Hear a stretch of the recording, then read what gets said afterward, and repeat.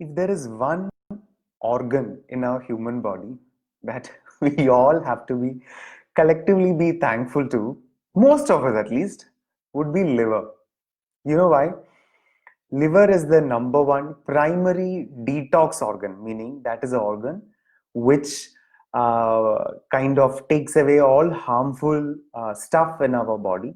Even the most harmful ammonia, which is actually formed in our body during a certain part of metabolism, is actually converted into the much less toxic urea by liver.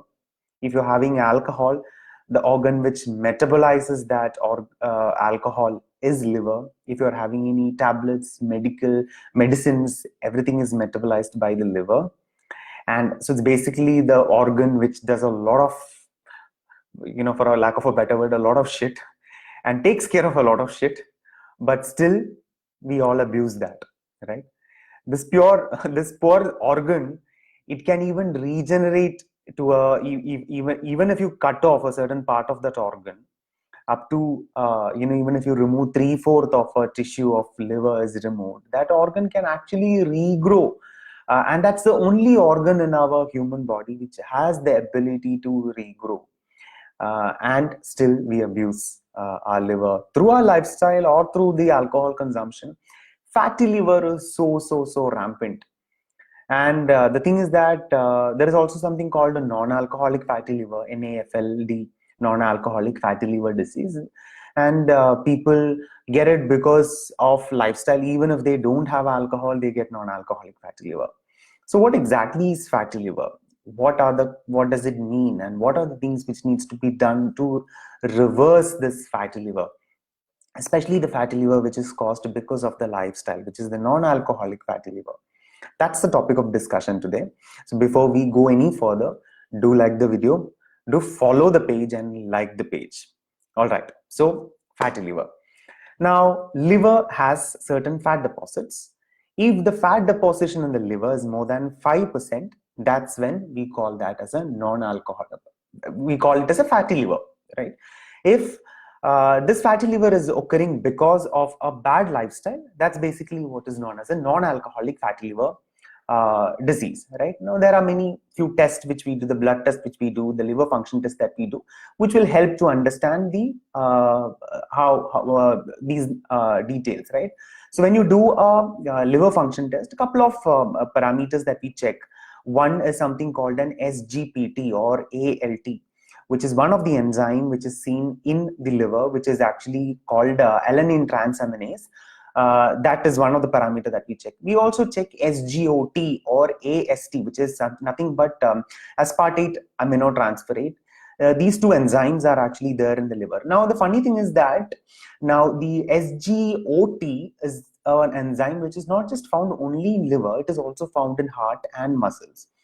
The normal level of these two hormones are around 35, and if it is above 35 is when your liver is fatty liver, or there is an inflammation in the liver. And when there is an inflammation in this liver, these enzymes which is seen in the liver is kind of given away into the blood, and hence the blood will contain higher, more than 35 or 40 on these two enzymes. So that's how you know that the liver has an inflammation. Now, the thing to understand here is that SGPT is primarily seen in liver. Okay, SGPT or ALT is primarily made by the liver. So if that level is high, more than 35, for sure it is fatty liver. But SGOT or AST is seen not just in liver, it is also seen in heart and in muscles. So it can even be some issues with the heart or those things. Even that can mean that SGOT is higher. So if your SGPT is higher, meaning ALT is higher, and your SGOT is not so much, then it means that for sure it is a liver thing.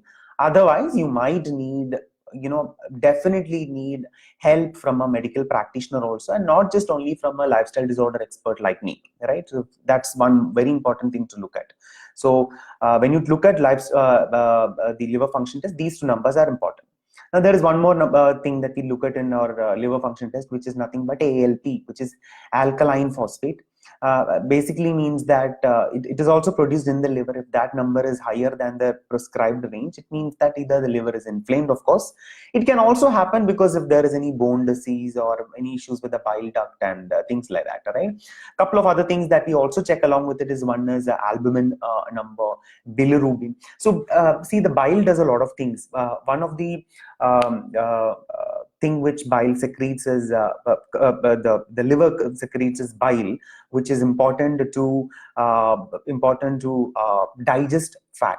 So if the amount of so that's one of the thing. And then liver also is important in storing glycogen, or when glucose is formed in our blood when you actually eat carbohydrates, that's converted into glycogen and is deposited in the liver with the help of insulin.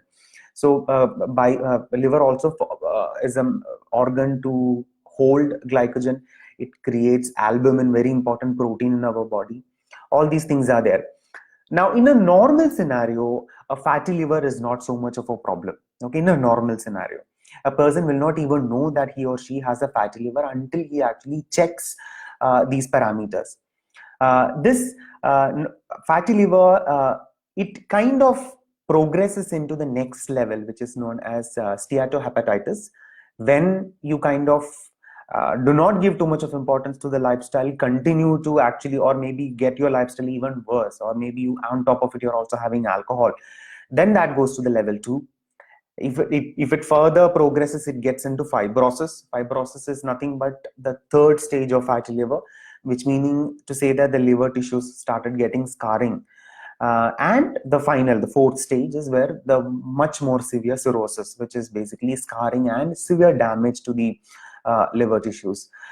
So that's what, so in a normal scenario, non-alcoholic fatty liver, if does not go too bad, a person will not even know, and it might not create much of an issue. But then that added with other conditions, if any, especially diabetes, high cholesterol levels, etc., can create particular other issues. When it comes to dietary aspects, what are the things which needs to be done to kind of reduce this fatty liver? First and foremost, it's basically inflammation, right? So anti-inflammatory agents such as omega-3, the fish oil, will help in reducing the inflammation on the liver. So include polyunsaturated fatty acids such as omega-3.